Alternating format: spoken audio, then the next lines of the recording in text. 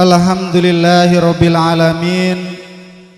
Wabihi nasta'inu ala umurid dunya waddin. Assalatu wassalamu ala asrafil anbiya'i wal mursalin, Sayyidina wa maulana Muhammadin wa ala alihi wa sahbihi ajmain, amma ba'du.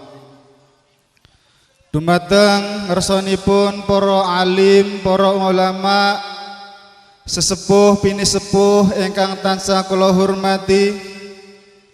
Dumateng ngersanipun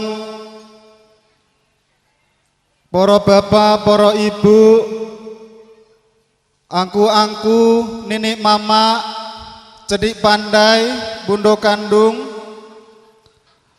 ingkang tansah kula hormati. Dumateng pangemban pangembating praja satriyaning nagri ingkang tansah kula takdimi. Lan dumateng bapak-bapak, ibu-ibu, adik-adik, sedaya para hadirin ingkang tansah kula hormati iki. Pertama-tama sumangga kita sareng-sareng maosaken puji syukur dumateng Allah Subhanahu wa taala ingkang sampun paringi pinten-pinten kesehatan, kenikmatan dumateng kita sedaya. Sehingga alhamdulillah wonten ing enjang punika kita sedaya dipun paringi kesehatan, dipun paringi umur panjang, saged pepanggihan malih lan menghadiri menyaksikan inggih menika acara walimatul urus ingkang ajeng kelampah wonten, ingkang sampun kelampah wonten ing enjang punika. Mugi-mugi acara demi acara wonten ing enjang punika saged lancar kanthi boten manggi alangan setunggal penapa. Salajengipun sholawat saha salam mugi tansah dipun aturaken dumateng roh junjungan kita Nabi besar Muhammad sallallahu alaihi wasallam ingkang sampun memperjuangkan agami Islam saking zaman jahiliyah menuju zaman Islamiyah. Dumateng para bapak-bapak, ibu-ibu, para hadirin ingkang tansah kula hormati, kula minangkani penata adicara badhe maosaken susunan adicara ingkang ajeng kelampah wonten ing enjang punika. Adicara ingkang sepindhah nggih menika pembukaan. Adicara ingkang kaping kalih nggih menika pasrah lan penampi. Adicara ingkang kaping 3 nggih menika atur pambagya. Adicara ingkang angka sekawan nggih menika istirahat. Adicara ingkang kaping gangsal nggih menika panggih. Adicara ingkang kaping 6 nggih menika jengkar utawi pamit.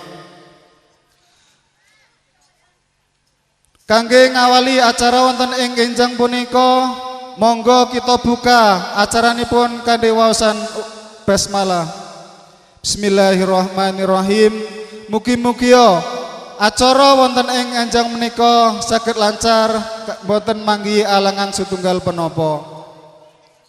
Andungkap adicara ingkang kaping kalih nggih menika atur pasrah saking rombongan temanten kakung nggih menika keluarga besar saking Ibu Supriyatin dumateng ingkang gajibah wekdal saha pangenan kala aturaken sumangga. Bismillahirrahmanirrahim. Assalamualaikum warahmatullahi wabarakatuh.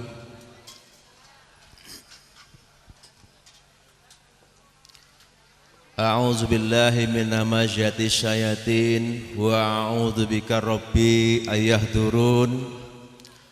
Alhamdulillahi nahmaduhu wa nasta'inuhu wa nastaghfiruh wa na'udzu billahi min syururi anfusina wa min sayyiati a'malina may yahdihillahu fala mudhillalah wa may yudlilhu fala hadiyalah. Asyhadu an la ilaha illallah wahdahu la syarikalah wa asyhadu anna Muhammadan abduhu wa rasuluh arsalahu bil huda wa dinil haqq liyuzhirahu 'ala dini kullih walau karihal musyrikun walau karihal munafikun. Allahumma salli wa sallim ala hadzal nabiyil karim wa ala alihi wa ashabihi rasulillahi ajma'in, amma ba'du.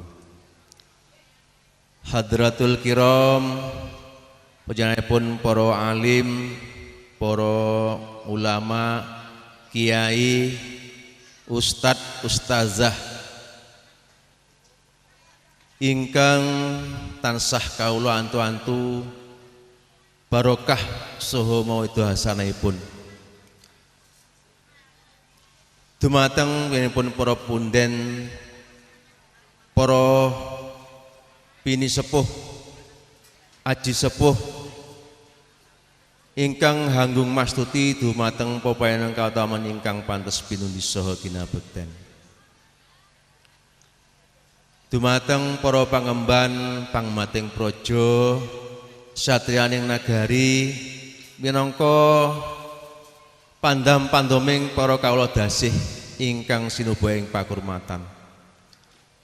Nun inggih dumateng wenipun besan kadang besan Sutresna panjenenganipun Bapak Haryono sekalian ingkang tansah kawula tresnani sumrambah dumateng panjenenganipun Bapak Wali Negari saha sedaya prangkatipun, Bapak Kepala Jorong Ranah Minang saha kala wau sampun hadir panjenenganipun Bapak Kepala Jorong Cahaya Koto lan Cahaya Murni ugi ingkang kawula hormati. Salajengipun dumateng para among rawuh ingkang kawula hormati, hadirin wal hadirat, para lenggah ingkang dipun rahmati Allah Subhanahu wa taala ugi ingkang kawula hormati. Saderengipun kawula matur ing mriki monggo sareng-sareng kawula dherekaken manungku puja dalah puji syukur dumateng Rasulullah Allah Subhanahu wa taala ingkang sampun paring makatah karahmatan saha barokahipun ingkang sampun kacuraken dumukan kula sedaya sami ing injang menika saengga tasih saged nuhoni utawi menghadiri punapa ingkang dados undanganipun Bapak Haryono sekalian Ibu ingkang wekdal menika kita sami-sami tasih ngrasakaken kanthi kawonan sehat walafiat boten manggih halangan setunggal punapa-punapa. Monggo sareng-sareng kita lahiraken kanthi ikrar alhamdulillahirabbil alamin. Mugi-mugi kanthi syukur kala wau kita sedaya tansah pun tambah nikmatipun barokahipun saking Allah Subhanahu wa taala. Sajengipun Allahumma sholli wa sallim wa barik ala sayyidina wa maulana Muhammadin wa ala alihi wa sahbihi ajmain. Mugi tansah kunjuk ing ngarsanipun junjungan kita Nabi Agung Muhammad sallallahu alaihi wasallam.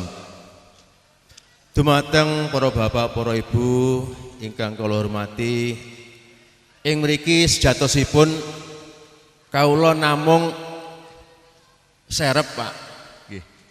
Lah menika kalares niku ingkang gadahi hajat Mbak Ayu kula kiyambak. Dados boten saged ngelak niku. Lah saderengipun kala matur ing mriki kala nyuwun ageng pangapunten ingkang sak lebet-lebetipun dumateng para sepuh ugi dumateng Bapak Haryono sekalian, sumrambah dumateng sagunging para tamu awit kawula mboten saged matur ingkang alus, ingkang lembut, ingkang sak sae-saenipun kados dening basa kawi menika. Ananging saperlu kula badhe ngaturaken menapa ingkang dados jesibahan kula niatipun inggih menika masrahaken putra utawi anak kula ingkang paringan asma Gandhi Pratama. Ananging ugi ingkang perlu kawula aturaken ing mriki sepindah ugi wiwit kawula jengkar ing ajeng meniki mboten kok ateges kawula ngirangi tata kasusilan ananging supados gampil anggenipun kawula matur ugi kawula kapeksa anggampil kamardikan panjenengan sami ingkang ketembenawan pandika supados mangke kula saged matur menapa ingkang dados niat lan tujuan kula sak rombongan. Ingkang sepindah mriki kawula pinangka talang atur utawi penyuwunanipun sederek kula sepuh mbayu kula prihatin sekeluarga kala wau kula tinimbanan supadoso ing enjang menika inggih menika masrahaken putranipun utawi ponakan kula ingkang paringan asma Gandhi Pratama.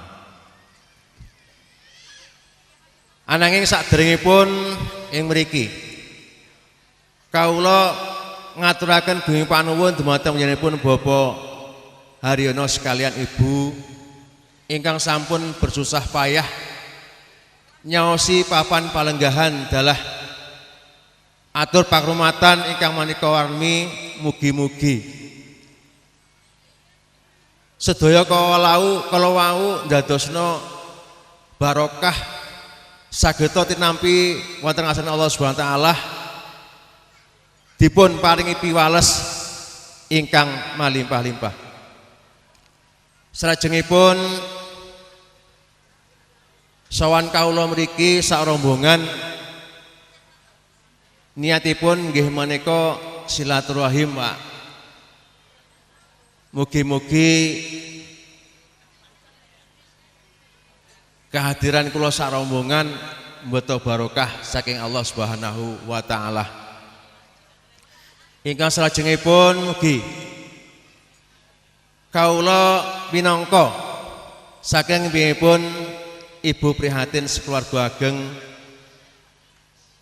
ngaturaken salam taklim dalah salam takzim mugia katur kunjuk ing ngarsanipun Bapak Haryono sekalian Ibu lan sumrambahipun dumateng para pinesepuh wonten ing lingkungan mriki kanthi pepuji mugia tansah winantu bagya mulya keselamatan saha kawilujengan sehingga saged ngelaksanakaken menapa ingkang dados kewajibanipun selaku sesami. Ugi salajengipun ing mriki kawula minangka saking sedherek kula matur dumateng panjenenganipun Bapak Haryono sekeluarga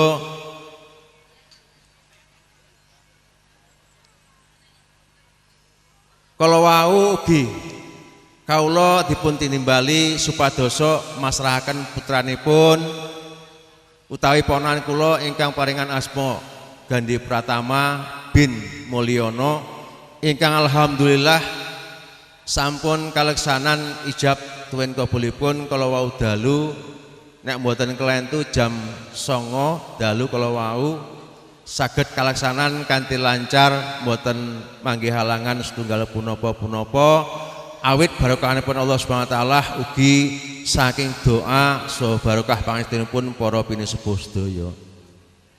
Ingkang salajengipun ugi ing mriki kawula kanthi ngaturaken bismillahirrahmanirrahim saat menika ponakan kula ingkang asma Gandhi Pratama kawula pasrahaken dumateng panjenenganipun Bapak Haryono sekalian Ibu, kula pasrahaken bongkokan masa boronga dos pundi anggenipun panggulawantahipun. Ingkang salajengipun ugi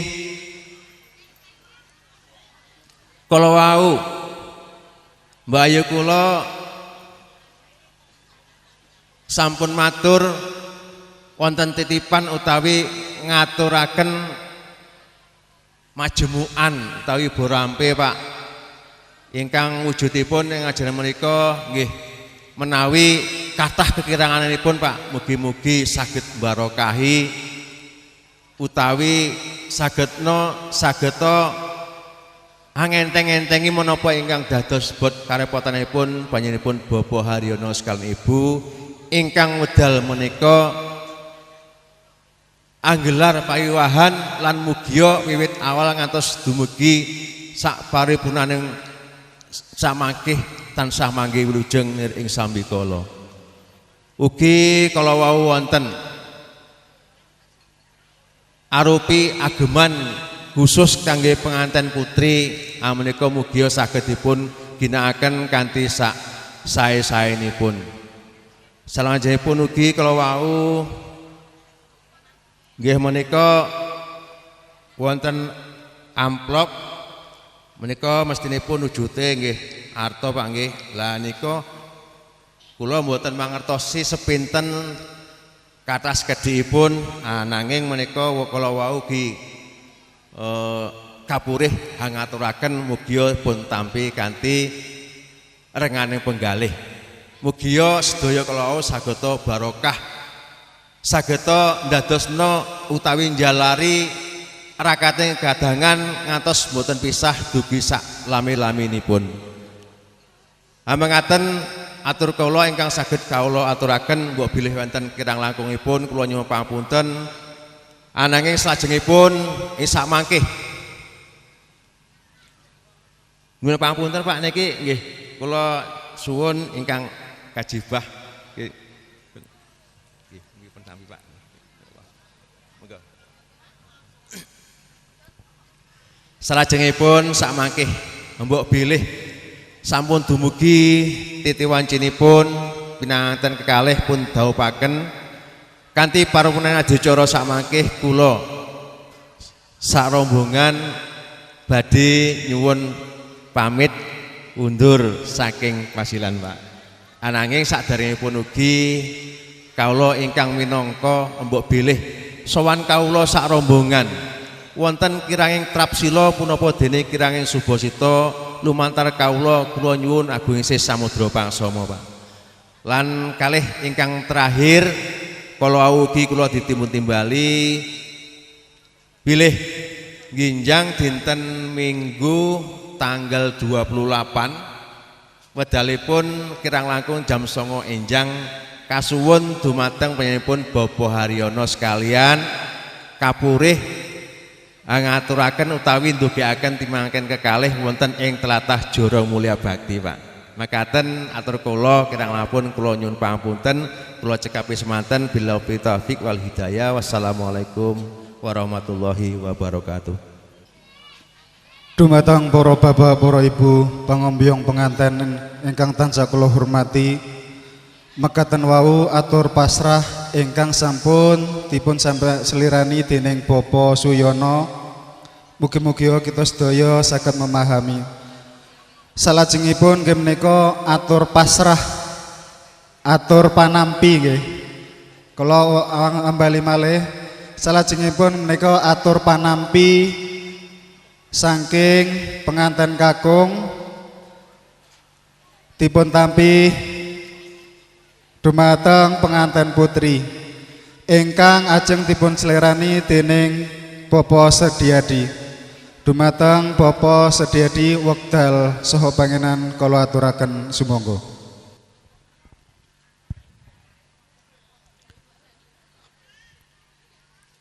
Kula nuwun. Assalamualaikum warahmatullahi wabarakatuh. Alhamdulillah Alhamdulillahirabbil alamin. Assalatu wassalamu ala asrofil anbiya'i mursalin wa ala alihi wa ashabihi rasulillahi ajamin. Asyhadu an la ilaha illallah wa asyhadu anna muhammadan abduhu wa rasuluh la nabiyya ba'da. Nuwun kala nuwun para sesepuh pinisepuh ingkang sampun pawas ing pangawas lebda ing putur ingkang pantas ing hormatan. Salajengipun dumateng para alim ulama ingkang rinten dalasan dalu tansah sumanding kitab wayuling ilahi minangka klebating panembah ing panmawas. Para lenggah, para tamu, langkung-langkung para panderek pangombyonging putra pengantin kakung saking Jara Mulya Wakti ingkang saduluring budi, para pangemban-pangembating praja satriyani nagari minangka pandam-pandaming palakarya dasih ingkang pantas ngurmatan. Salajengipun dumateng sang yaning para tamu kakung Sora Putri ingkang winengku ing karahayun. Saderengipun monggo kita tansah ngunjuk puji syukur dumateng arsa Gusti ingkang Maha Kuwaos ingkang sampun maringi pinten-pinten kinakmatan karuhmatan kanugrahan dumateng kita sedaya. Katitik ing wekdal siang punika kula dalasan panjenengan sedaya saged makempal wonten satunggaling majelis. Nggih saperlu badhe angestreni menggah menapa ingkang dados panipun Bapak Haryono sekalian garwa pilih ing wekdal siang punika mangki Bapak Haryono sekalian garwa badhe amimaha putra putrinipun ingkang peparap Monica Monita Lestari. Apabila ing mangke badhe kadhawaken kalian Raka Mas Bagus Gandhi Pratama putra putri panjenenganipun Ibu Supriyatin saking Blok B. Para lenggah, para tamu kakung Sora Putri, salajengipun selawat salam monggo kita tansah aturaken dumateng junjungan kita nggih namipun Nabi Agung Muhammad sallallahu alaihi wasallam ingkang sampun maringi tulodo dumateng kita sedaya saha ingkang kita antu-antu sawatipun ingkang ing yaumul kiamah mangki. Para lenggah, para tamu kakung Sumera Putri ingkang winingku ing karayon mriki kawula minangkani atos atur sapanipun Bapak Haryono sekalian garwa bot-bote awratipun jejiban ing wedal siang punika kawula kapuri hanampi menggah Sri Cempaka Mulya nggih putra penganten kakung saking Blok B 73. Para lenggah, para tamu kakung Sumana Putri ingkang maha bekti dharma saderengipun kalunyaning agungi samudra sapasami awit kawula kuwantun cumantuk wonten ngarsa panjenengan ing mriki kala badhe ngayahi jejiban luhung nggih menika badhe nampi menggah calon putra pengantin kakung saking Blok B 73. Para lenggah, para tamu kakung Sora Putri kala wau sampun kapajaraken menggah ingkang sampun kasira panjenenganipun Bapak Suyono amba pilih wonten tri perkawis ingkang sepindah menika Ibu Supriyatin ngaturaken salam tamplin dumateng Bapak Haryono sakalian garwa ing mriki kawula menangkani atur panjenenganipun Bapak Haryono salam tapling samping panjenenganipun Ibu Supriyatin sampun kula tampi kanthi lega-legane penggalih. Salajengipun perkawis ingkang angka kalih menika Lantaran Bapak Siono mamasraken menggah putra pengantin kakung ingkang peparab Bagus Gandhi Pratama. Ing mriki kawula minangkani ngantos aturipun atur pasrah putra pengantin sampun kala tampi kanthi lega penggalih. Mugi-mugi ing mangke amba pilih sampun titi wanci atur gatine mengganting dal ing siang punika ambuling mangke sampun titi wanci ijab so panggihipun risampengan kalih menika badhe kapangaken. Salajengipun nggih menika menggah ingkang angka 3 Ibu Supratin ngaturaken majemukan utawi ubo rampe menggah kangge pahargyan ing wekdal siang punika. Mugi-mugi menapa ingkang sampun katuraken dumateng Raka Mas Haryono sekawan garwa saged angen-angen menggah menapa ingkang dados kejibahipun Bapak Haryono sekalian garwa ing wekdal sepunika. So kala wau kapasrahaken menggah busana pengantin putri, mugi-mugi ingkang pun pasrahaken busana menika saged maudhar dumateng anak kula pengantin putri. Salajengipun nggih menika wau ingkang angka pungkasan nggih menika apri amplop ingkang sampun katuraken lantaran dumateng kula. Mugi-mugi menapa ingkang dados ingkang pun aturaken Ibu Supriyatin sedaya menapa ingkang dados kapasrahaken ing dalemipun Bapak Haryono sak keluarga menika dados amal kasihanan dumateng Ibu Supriyatin sak keluarga. Mugi-mugi sedaya ingkang kapasrahaken dumateng Raka Mas Haryono mboten wonten kuciwanipun sedaya sampun kelangkung. Mugi-mugi kemawon menapa ingkang dados katuraken kala wau saged ngenteni bot-botipun Bapak Haryono sak keluarga. Para lenggah, para tamu kakung Sumana Putri ingkang satuluhurung budi.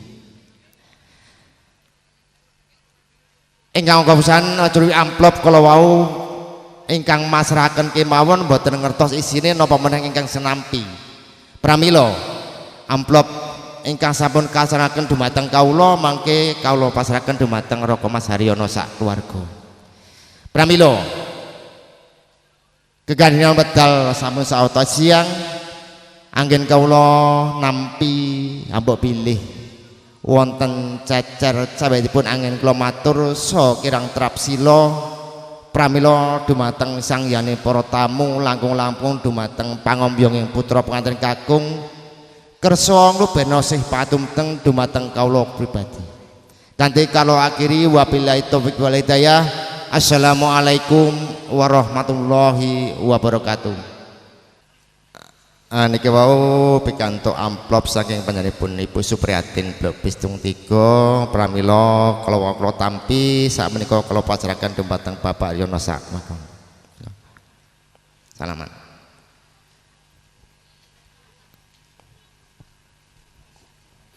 Dumateng para lelenggah kakung Sumawana Putri ingkang tansah kula hormati, mekaten wau atur panampi ingkang sampun dipun selerani dening Bapak Sediadi. Mugi-mugi saged kita pahami. Adicara ingkang salajengipun inggih menika atur pambagya ingkang ajeng dipun selerani dening Bapak Sukasno. Dumateng Bapak Sukasno wekdal saha pangenan kawula sumanggaaken. Monggo. Nun inggih dumateng panjenenganipun para rawuh mugia tansah pinayungan berkat rahmating Hyang Widi. Mugia pikantuk inggih punika rahmatipun Allah Subhanahu wa taala. Assalamualaikum warahmatullahi wabarakatuh. Alhamdulillahirabbil alamin wassalatu wassalamu ala asrofil anbiya'i wal mursalin Sayyidina wa maulana Muhammadin wa ala alihi wa ashabi ajmain. Allahumma sholli ala Sayyidina Muhammad wa ala ali Sayyidina Muhammad. Kama shollaita ala Sayyidina Ibrahim wa ala ali Sayyidina Ibrahim.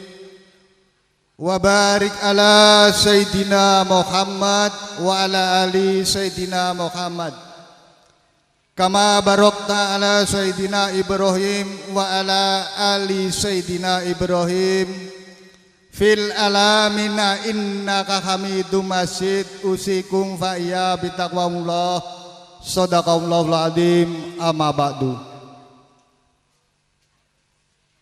Nun inggih dumateng panjenenganipun para pepunden, para sesepuh, para pinisepuh, para hadi sepuh ingkang pantes pinundi dawuh saha pangandikanipun,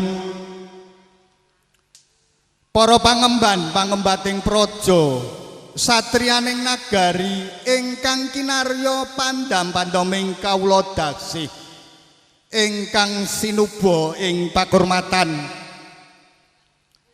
para nini mama cerdik pandai bunda kandung ingkang tansah kita antu-antu doa saha restunipun dumateng panjenenganipun para alim, para ulama ingkang tansah sinanding wahyuning ilahi dalu dalah rinten kagem panuntuning urip gesang ing alam bebrayan dumugi alam kelanggengan. Para bapak ibu, para rawuh ingkang bagya mulya, saderengipun kawula matur monggo tansah kawula dherekaken manunggu puja hastawa puji astuti wonten ngarsanipun Gusti Allah Subhanahu wa taala ingkang sampun paring pinten-pinten kenikmatan dumateng panjenengan lan kawula. Boten kata lumpen sholawat saha salam mugi tansah kunjuk wonten arwahipun ruh junjungan kita Nabi besar Muhammad sallallahu alaihi wasallam. Dumateng panjenenganipun monggo sami kita teladani punapa ingkang dados dawuh utawi pangandikanipun saengga wonten ing yaumul kiamah mangke panjenengan lan kawula pikantuk syafaatipun. Amin Allahumma amin. Sesepuh pinisepuh para bapak ibu ingkang sami lenggah ing ngriki kawula minangka sesule atur saking Bapak Haryono Sarimbit. Bapak Haryono Sarimbit ing wekdal samangke mboten kuwawa matur piyambak inggih awit saking bombongipun manah kerawuhan para rawuh utawi para lenggah ingkang ing siang punika kersa hangantu-antu paring inggih punika doa saha pangastinipun. Para bapak ibu kakung sumana putri ingkang baraya agung trah satuhu ambek berbudi bawa leksana. Magepokan panyuwunipun Ibu Suprihatin kalian Bapak Haryono Sarimbit rikala semanten inggih punika ngembun-ngembun enjang ajejawa sonten ingkang ateges inggih punika ngempalaken balung sungsum ingkang kapisah keranten ndhaupaken putra putrinipun Ibu Supriyatin ingkang asma Adimas Bagus Gandhi Pratama pikantuk inggih punika putra putrinipun Bapak Haryono dalasan Ibu Ririn. Alhamdulillah berkat pangestu panjenengan para rawuh saha para lenggah nak mas kekalih sampun hang lampahi ijab kabul rikala Kemis dinten Kemis tabuh songo mugi-mugi anggenipun jejodohan nak mas kekalih dadosaken keluarga ingkang samawa dumugi kaken-kaken ninen-ninen saklami-laminipun. Para bapak ibu, para rawuh saha para lenggah ingkang bagya mulya, ingkang salajengipun Bapak Haryono Sarimbit ngaturaken gunging panuwun tanpa pepindhan dumateng panjenenganipun para sanak kadang tangga tepalih ingkang sampun inggih punika paring abiyantu bot keribatanipun Bapak Haryono anggenipun miwaha putra putrinipun. Mugi-mugi sedaya amal kesayangan panjenengan sami namung Allah Subhanahu wa taala ingkang paring inggih punika kenikmatan utawi kerahmatan. Para bapak ibu kakung sumawana putri ingkang bagya mulya, paripurnaning para kadang taruna anggenipun paring lelados dumateng panjenengan sami daharan saunjukan ingkang sampun sumadya wonten ngarsa panjenengan sami keparengipun Bapak Haryono Sarimbit daharan kadahar unjukan kaunjuk ngantos sak paripurnaning adicara pawiwahan ing enjang punika.